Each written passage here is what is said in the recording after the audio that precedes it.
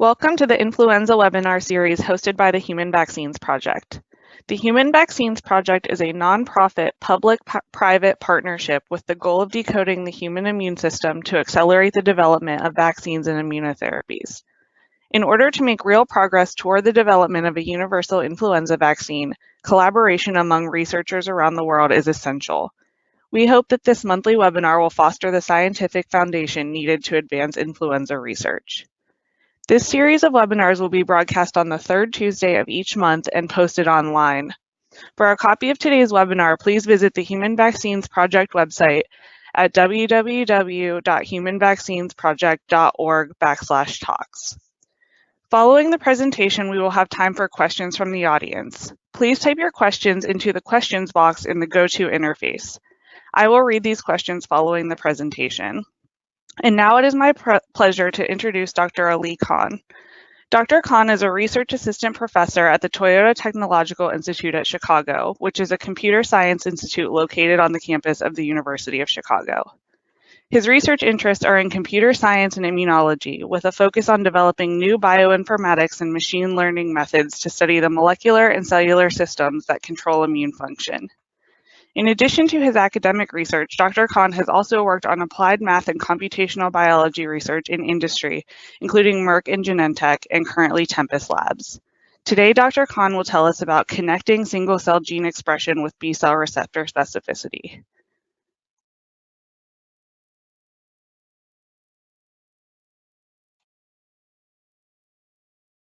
Thanks, Jillian. So as Jillian mentioned, I'm a computer scientist who's interested in immunology, and I'm really thrilled that this cross-disciplinary series has a specific and I think great interest in utilizing bioinformatics and machine learning methods to better understand vaccine response and influenza. So thanks again for the invitation, and I'm really excited to kind of share today what I think are a series of approaches and techniques that encompass the landscape of computational methods that are useful for influenza research and understanding immune response. So briefly, I also do a lot of industry work, but most of it is unrelated to influenza or vaccine. So I thought I would share 3 short vignettes, and there's a couple themes that connect these vignettes together. The first is leveraging single-cell sequencing technologies. And then the second theme is principled kind of computational techniques for eliciting out subtle signals from single-cell data and improving our understanding of how specific immune processes work. What I'll do is I'll first go over some current and present computational paradigms for how we look at single-cell data. And then I'll move on to the application of some of these techniques for understanding how gene expression can be coupled to receptor specificity. And then I'll end on some open problems or areas that we're working on, which are some new algorithms for modeling B-cell function. So single-cell biology, it's a complicated and challenging task from a computational standpoint. So the way we can kind of abstract single-cell RNA sequencing in a way to think about it computationally is that you begin with on the left-hand side of this diagram with single cells that have been captured. Those individual single cells are then prepared and sequenced. And mathematically, if we take the top branch of this kind of procedure, we can construct a matrix. And so here the matrix is columns that consist of the different cells that have been captured in a population. So these might be the cells that one captures in a germinal center, or these might be cells that have been sorted and selected for specific cell surface markers, such as plasmablasts.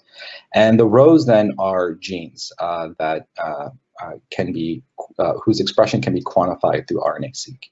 And so for, let's say, the human genome, you have about 20,000 genes.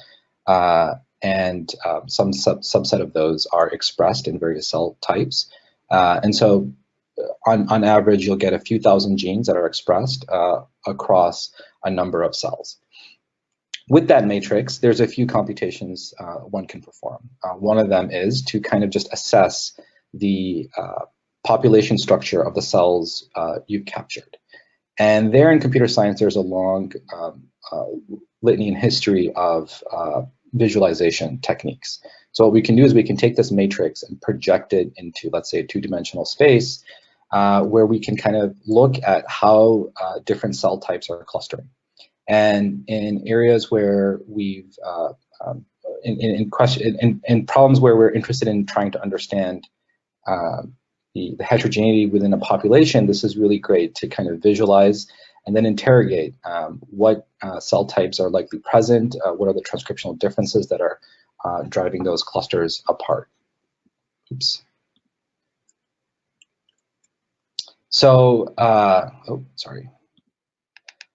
And then the last part is we can actually take the low dimensional projection of those single cells, and then we can also infer trajectories, right? So in a germinal center, there'll be affinity maturation, or there's just be other types of maturation processes going on in the immune system. And if we sample from specific niches, or if we sample across a series of time points, we can actually then reconstruct how those cells are maturing over time and gain an understanding of how certain transcriptional circuits are driving that maturation process. So that was kind of like the top part of this schematic. On the bottom part of the schematic, where we're referring to something called TCR-BCR assembly, one of the, I think, computational questions that had been neglected a bit was with single-cell RNA sequencing. While this is a really elegant and impressive paradigm for quantifying the expression of genes in various cellular conditions, at the end of the day, we're sequencing nucleic acid from these cells. And depending on the protocol, such as SMART-C2, or even in the more kind of current high throughput 10x platforms, one can actually exploit that sequencing information to gain an understanding of what the immune cell receptor sequence is. And so here we can unlock an incredibly powerful insight into not only the cell's transcriptional status of what genes are expressed and turned on, but we can also gain an understanding of what does the cell recognize. So in B cells, the BCR sequence, and in T cells, of course, the TCR sequence. So we identified these kind of core computational challenges, and we published this in a review a couple of years ago. And today I'm going to focus on the bottom half, which is an algorithmic technique for assembling the B-cell receptor sequence. But we've gone into details about some of the opportunities and challenges for each one of these tasks in the review. So when we sought out to determine whether one can assemble the B-cell receptor sequence from single-cell RNA sequencing data, there wasn't actually any published work in that area. And it's a challenging problem for a couple of reasons. First, single-cell RNA sequencing can be a bit noisy. Second, it's a challenging task. So the general problem of transcript assembly is challenging, but with single cell, owing to complexities with coverage of what gets transcribed, this problem hadn't really been approached. So what we thought to do is come up with an efficient and sensitive technique for assembling B-cell receptor sequences when we can from single-cell RNA-seq data. And the basic approach is, if we look at it like a kind of a generic diagram of a B-cell receptor on the left-hand side of this figure, we can potentially identify regions of the B-cell receptor sequence, such as, let's say, in the heavy chain, that typically are not subject to significant genetic changes, such as somatic hypermutation or other alterations. And that's an interesting kind of insight, because what we can do is we can take a published database of known V alleles and constant regions and take the initial data set and try to identify what we call anchor positions. So when we perform single-cell RNA sequencing, you're going to have a library of sequenced reads of specific length. And we will try to then align those sequencing reads to our reference data set of variable and constant regions, and try to identify specific points along those two regions that can serve as anchors. And the intuition here that I kind of want to convey is that while we have a good understanding of, let's say, regions that are not subject to genetic alterations, there is certainly a gap in between where it's unclear to us what the sequence might be. There's no specific database of all possible BCR sequences with all possible somatic RP mutations, obviously. But what we can do is we can begin by identifying what we think is a good anchor position in, let's say, the constant region. And the gradient that I'm trying to show along that transcript is, let's say, some level of consistency between a given BCR transcript or a heavy chain transcript and what's known in databases. And we can try to identify a second anchor position, which also shares this kind of concept of sequence similarity to some known data set. Okay. So this is kind of a reference-based initialization where we're beginning to identify two positions on this transcript that maps well to a pre-existing database. The intuition is then what we want to do is stitch across this. So what we would do is we would grab from our bucket of RNA sequencing reads and try to see if we can extend one of these anchor regions towards the other side. And hopefully, like this has become intuitive, what you want to do then is go back into the RNA sequencing read and try to extend further and further and further until you're able to actually bridge across. And so the important point to note here, and why we call this a semi-de novo assembly method, is that it's not completely de novo. We are initializing based on kind of our known understanding of BCR sequences and the body of receptor sequences that have been collected by many to articulate, you know, what are the constant regions and what are some of the variable regions that are present in human populations. So once we're able to kind of bridge and connect these two anchors together, we're able to then construct a putative BCR sequence. Computationally, a big challenge here that I won't go into a lot of detail, but I hope to kind of again, convey how these techniques work, because I think at the end of the day, methods matter, and it's important for both the people who develop methods and the practitioners who use these methods to kind of understand what were some of the assumptions involved in developing these techniques. So one of the things that computationally is kind of challenging is that as you're extending the sequence, so in stage 2B, what we show is the anchor sequence, at a given position or point in time in the algorithm, there's a variety of ways we could be extending that anchor sequence just because of the non-uniformity of the reads that are generated from a single-cell RNA sequencing experiment. And so what we used was an idea from information theory. Basically, what we want to do is minimize our entropy, or as every time we extend this sequence from one anchor to the other, we want to be very sure, and that's kind of a generic way of saying this, but we want to be very confident about our selection of reads that we use to extend from one anchor to the other.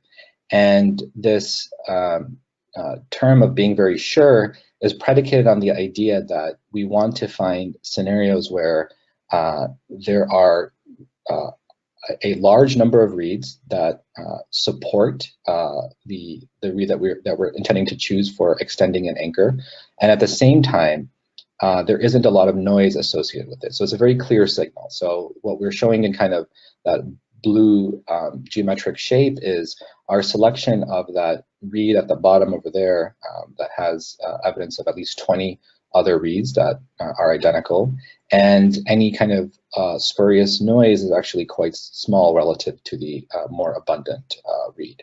In other scenarios, you might have an equal number of two possibilities. And so what you want to do is you want to always choose the extension that is most confident from your perspective based on the number of reads that's supported, and also as an alternative, the amount of noise that might be in the next best alternative option.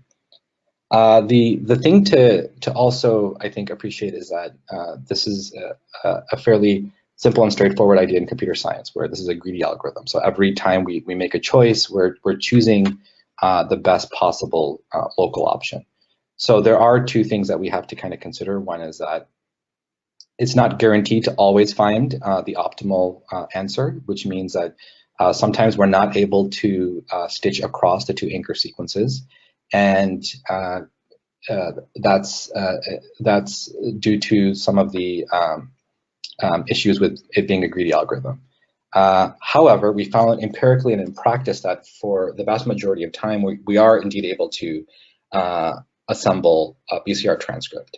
And the limiting factor is actually just read coverage. So as long as you're able to, let's say with SmartSeq2, get enough read coverage of the BCR transcript, you are able to then successfully assemble the BCR.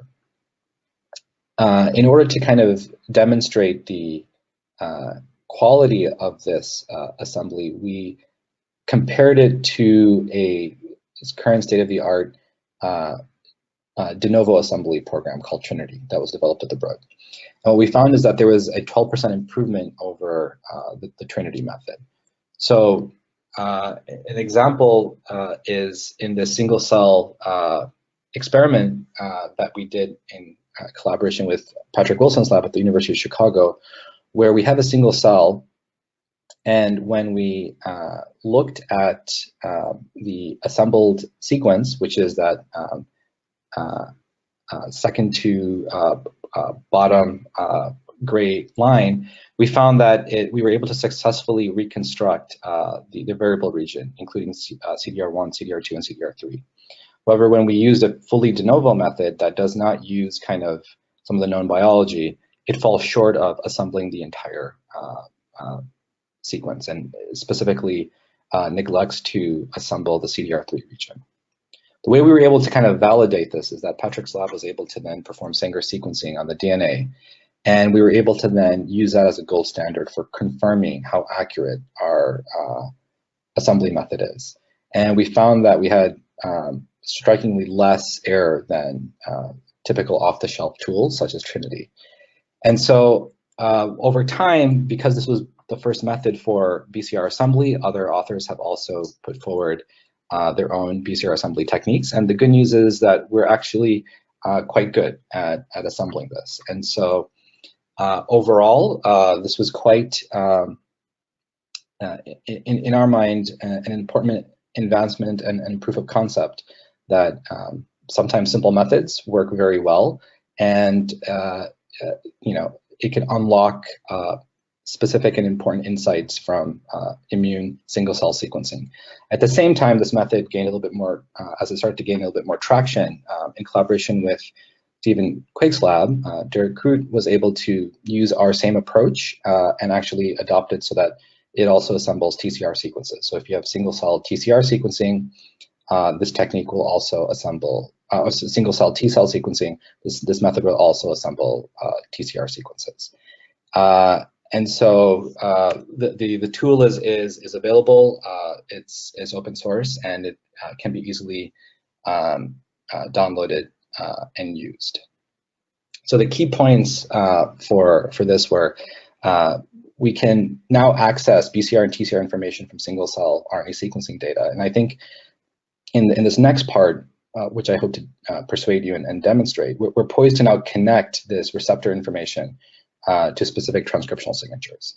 One thing to note is for many people who are adopting, I think, 10x technologies, 10x does have native TCR and BCR assembly for their 5' kit. So BASIC remains quite useful for SmartSeq2 protocols, where the entire transcript is being sequenced. And there is some reason to think that the depth of sequencing for SmartSeq2 in some situations might be more useful for answering a specific question than the breadth of cells one can obtain from 10x. And then just in terms of kind of where we're hoping to go in the future with this algorithmic work, we're actually thinking of adopting this technique now for efficient and fast assembly to bulk RNA-seq data. So if one was to perform bulk RNA sequencing on B cells or some other compartment, we'd like to be able to just use that RNA-seq data and assemble estimates of heavy chain and light chain. Of course, it'll be uncoupled, but it may still be quite useful to get a sense of the repertoire of the heavy chain and light chain from a bulk perspective, and circumvent the need for doing amplicon sequencing, amplicon-based receptor sequencing. So next, what I'll do is I'll try to share some work we've done in collaboration with Patrick Wilson's lab at University of Chicago on connecting single cell expression to BCR specificity. So this was work with Patrick that we just published earlier this year, and it was done by a few very talented PhD students in his lab, in particular Carlin New, who had worked on this for quite some time. So we were interested in characterizing and understanding receptor antigen reactivity in clonal, how receptor antigen reactivity in clonal origin may alter gene expression profiles in plasmablasts. And so the general paradigm was after flu vaccination, 7 days after flu vaccination, IgA and IgG plasmablasts were isolated and subjected to single cell RNA sequencing. And owing to Patrick's expertise in this area, his lab was able to actually determine which cells could recognize flu. And so that allowed Carlin and everyone in the group to be able to bin all the single cells in this experiment into 3 categories. So IgG vaccine positive, so Ig secreting cells that could recognize influenza, IgA vaccine positive, so for IgA, and then IgA vaccine negative. So as we started on this journey, and I know that we're all kind of, it's a sophisticated audience here, but I think it is important to kind of remember one thing, which is when working with large single cell data sets, often as it is in human studies, there are some batch effects. And so one of the things we noticed quite immediately was if we took the single cell RNA sequencing data and we were to kind of do this low dimensional projection that I mentioned earlier, and we saw a clustering, we could find that the cells were actually clustering quite nicely by experimental batch.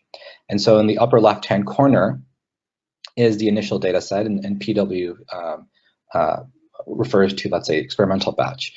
We found that all the cells were actually clustering primarily by batch.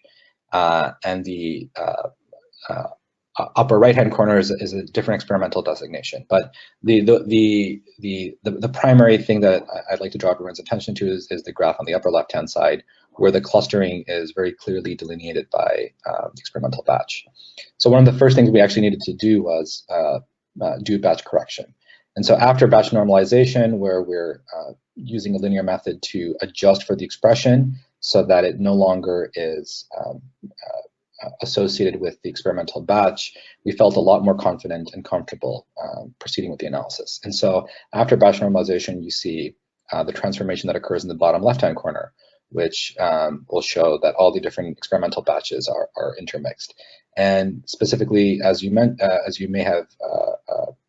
remember, these were all specific plasmablast cells that had been sorted and selected.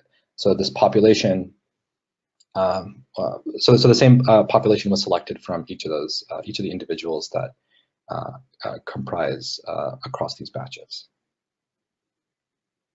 And so the other thing to also note is that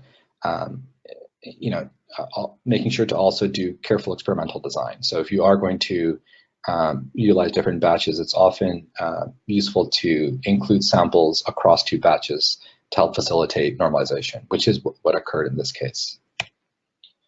One of the things we did straight out of the gate was we applied BASIC to these cells. And here what we were interested in doing is seeing whether the repertoire information we were able to glean from a single cell, whether or not it matched information that has been previously known by Patrick and others at the population level using receptor sequencing. And so one thing that we found is that 10 to 20% of the clones that we identified in the single cell have both IgA and IgG isotypes. And so that's been previously seen in, or that's also seen in population level receptor sequencing. And so this was a nice kind of orthogonal kind of validation of the fact that BCR was able to BASIC was able to resolve BCR sequences, and also the results were consistent with other orthogonal techniques. So one of the first questions we wanted to answer was, because now we can assemble the B cell receptor sequence of these individual cells, we're able to determine whether it's the clonal structure of all the cells. Do B cells from the same clonal family have more similar transcriptional profiles than unrelated B cells? And so initially when we sought to answer this, what we thought is we would do a clustering or do a projection of all the single cell data, mark the cells that had that shared a clone. And so in the upper left-hand corner, we've numerically marked cells that are from the same clonal family. One of the things, though, that we noticed immediately was that the single cell data was actually strongly stratified by the receptor isotype. And so if you look in the upper right-hand corner, that same single cell data shows a strong association with simply whether or not the cell was expressing IgA or IgG. And so in the upper right-hand corner, the black and the blue are all the cells that are expressing IgA. And what you'll notice is that the black and the blue largely cluster together. And when we look at IgG, it clusters slightly apart. However, what we're also able to do then is bioinformatically remove any immunoglobulin genes. So isotype, variable region, B alleles, and ask this question now in a completely structured way of saying, without Ig genes, do cells that are within the same clonal family are the transcriptional profiles more similarly correlated than non-clones? And what we found is indeed that to be the case. It's a subtle but significantly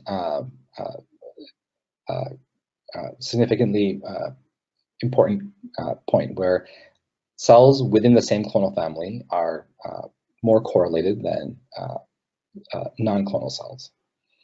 And if you look then in the lower right-hand corner, this is kind of a revised projection, and it slightly differs from the plots above because we've removed the immunoglobulin genes. So this should kind of result in a slightly different projection of the data. And what you see still is many scenarios where cells from the same clonal family to roughly correlate in the same kind of neighborhood and geographies. So overall, although BCR transcripts contribute to transcriptional similarity between clonal plasmablasts, the expression of non-Ig transcripts within a clonal family are also similar. The second question was we wondered whether are there significant transcriptional differences between vaccine-positive IgA and IgG plasmablasts. So here we were looking to see whether there's any transcriptional difference between plasmablasts that differ only by isotype of their antibodies. And so similar to kind of that earlier observation, when you look at just the cells that are vaccine positive, you see an immediate stratification between IgA expressing cells and IgG expressing cells. And so in the left-hand corner, this is again like a T-SNP plot of all the vaccine positive cells. We can do a volcano plot, which is we can say, okay, let's actually compare what are some of the significant differences between the IgG and IgA. And perhaps not surprisingly, we found it was largely just the immunoglobulin genes that were different. So then we redid this exercise by removing all the Ig genes. And what you see then is actually a loss of any kind of distinct clustering based on isotype. And so this suggested to us that besides the BCR genes themselves, peripheral blood IgG or IgA plasmablasts induced by influenza vaccine have highly similar transcriptional profiles. The last question that I think we were able to approach because we could combine the receptor information and the expression data was we asked whether there are significant transcriptional differences between vaccine positive and vaccine negative IgA plasmablasts. And so here in the upper left-hand corner, we're showing again the dimensionality reduction plot of just the IgA plasmablasts. And here in blue are the IgA vaccine positive cells, and in black are the IgA vaccine negative cells. What we find when we do a volcano plot or when we look for significant differences between those two populations are many number of genes besides actually immunoglobulin genes. And in particular, two very interesting genes, FUT8 and V4 GALT1. When we remove Ig genes, we still see that the key transcriptional there are transcriptional differences between IgA vaccine negative and IgA vaccine positive. So it's not just driven by the expression of Ig genes, as it was seen quite clearly with IgA versus IgG. FUT8 and V4 GALT1 have been implicated in glycosylation, and so there have been previous work and comments on how glycosylation plays a role in influenza-specific antibodies, and so previous work has suggested influenza-specific antibodies can shift from a pre-vaccine glycan profile towards a distinct glycan profile that may regulate overall immune response. So we found that there are significant transcriptional differences between vaccine positive and vaccine negative IgA plasmablasts, including genes associated with glycosylation of antibodies.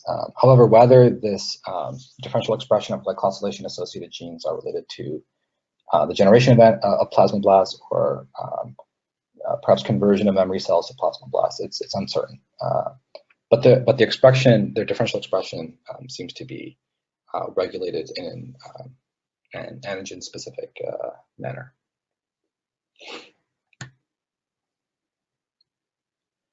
So I think the key points to kind of summarize here are the fact that with single-cell RNA sequencing and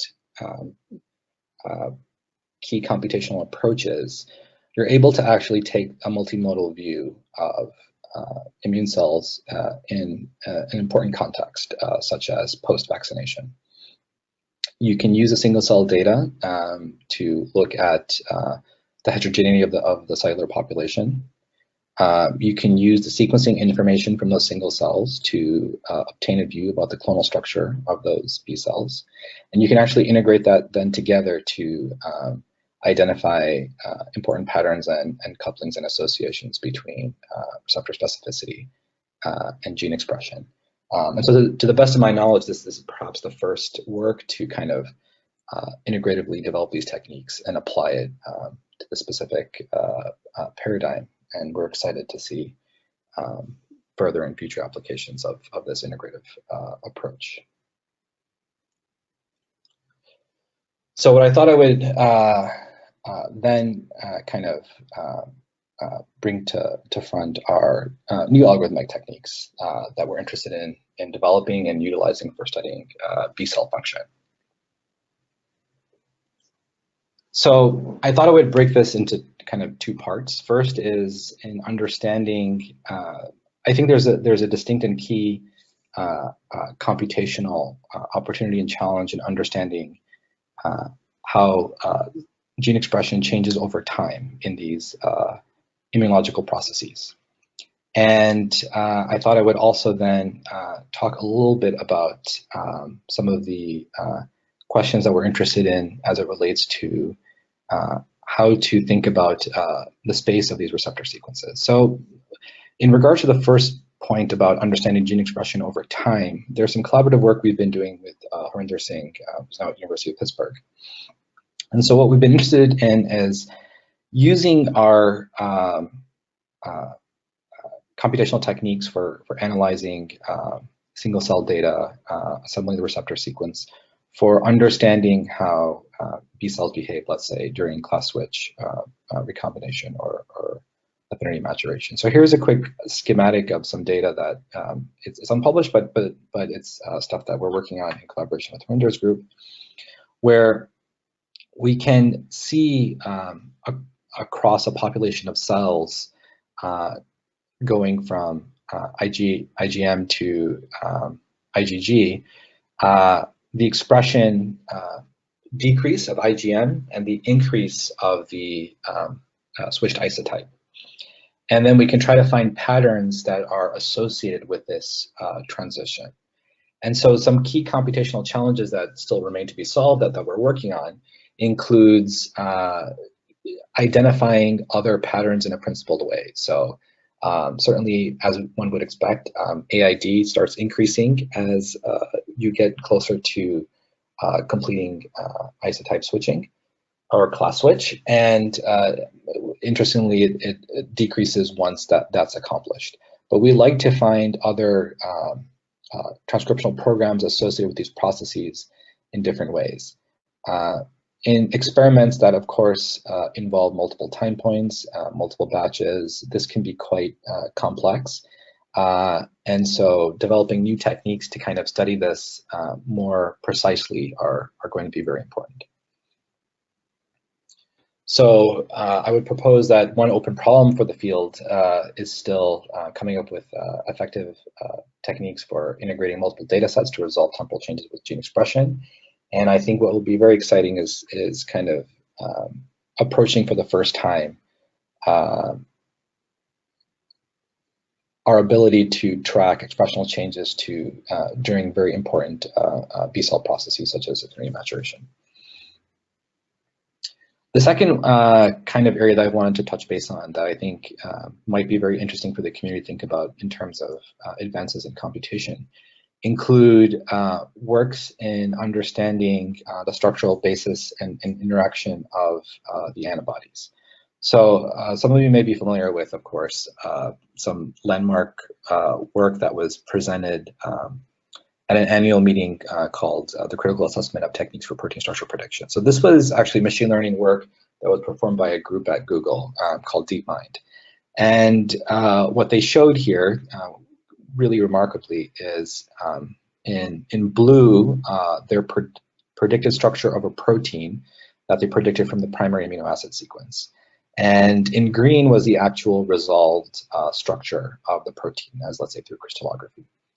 And what's incredibly exciting is that they were able to learn on large sets of data the orientation and general structure of these large molecules. And so just given the primary amino acid sequence, they were able to predict that structure in blue, which remarkably corresponds to what that protein actually looks like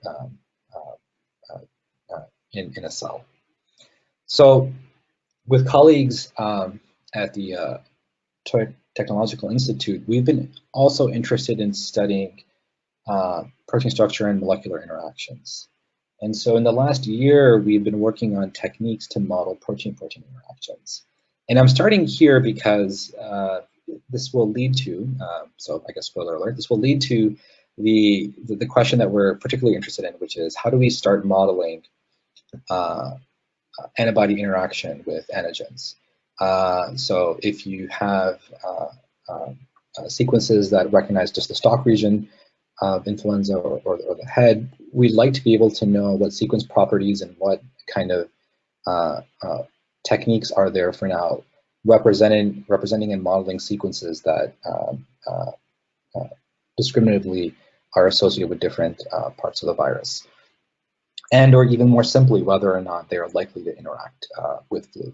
So in the earlier work, Patrick's lab had to rely on ELISA to kind of predict whether a cell was vaccine positive or vaccine negative. I think it would be great if we're able to develop computational techniques where after a single cell RNA experiment, we can point out distinctly which cells are likely to react to flu versus which ones are not. So here, just as a kind of a general overview of how we've gone about modeling the molecular interaction between two different proteins, and this can be generalized to antibody and antigen. We take, so starting from the left-hand side of this diagram, we begin with two protein molecules as elucidated or as defined by their primary amino acid sequence. We find a way to represent those sequences in a specific kind of high-dimensional way, what we call as a sequence profile. And so here we're basically encoding that alphabet of amino acid sequence to a matrix that can represent it in a more complex fashion.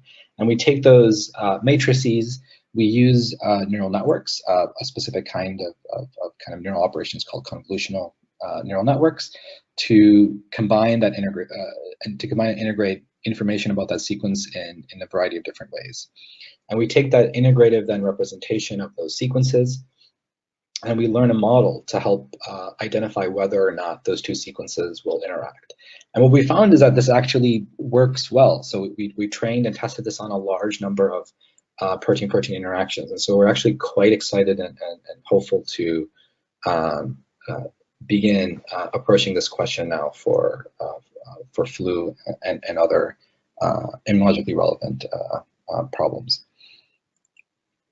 So computationally, I think we can kind of present this as a series of exciting computational tasks. So beginning with antibody sequences, there's several prediction tasks we could try to approach, including predicting flu strain, whether the antibody is stalk reactive or head reactive.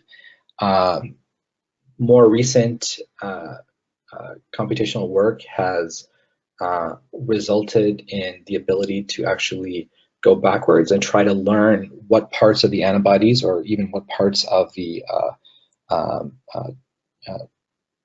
target molecule or partner in the protein-protein interaction context are important for predicting, let's say, the strain of flu or other interactions. And so what that allows you to do is actually then develop a roadmap for saying, okay, if these are the positions that are quite salient for me to be able to predict a stalk reactive or head reactive or associated with one strain or another, what happens if we were to then alter the amino acid in either the structure of the virus, or if we altered the amino acid in the antibody? Would it lead to a better binder, or would it actually disrupt any pre-existing interactions?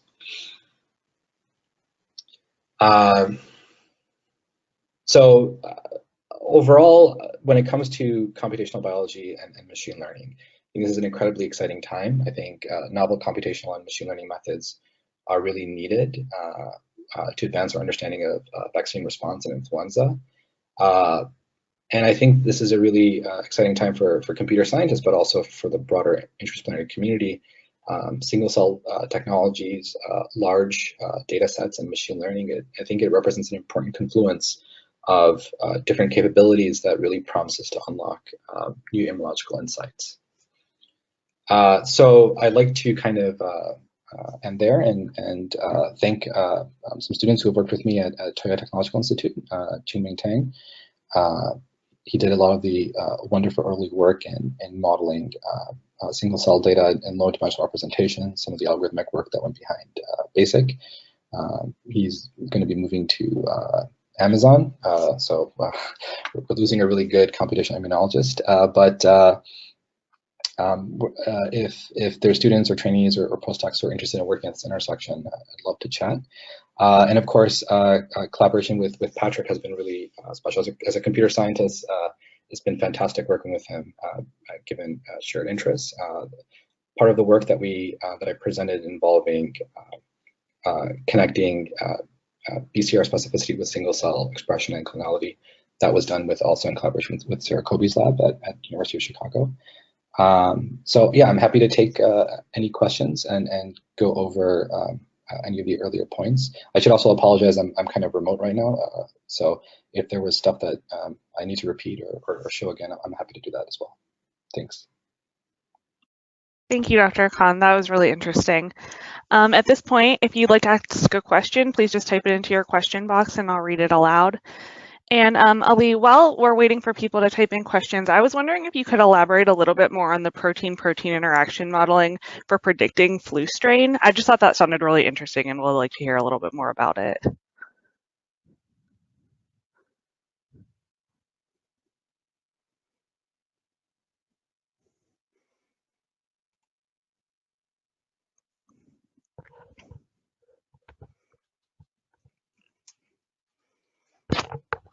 I think you might be on mute, Dr. Khan.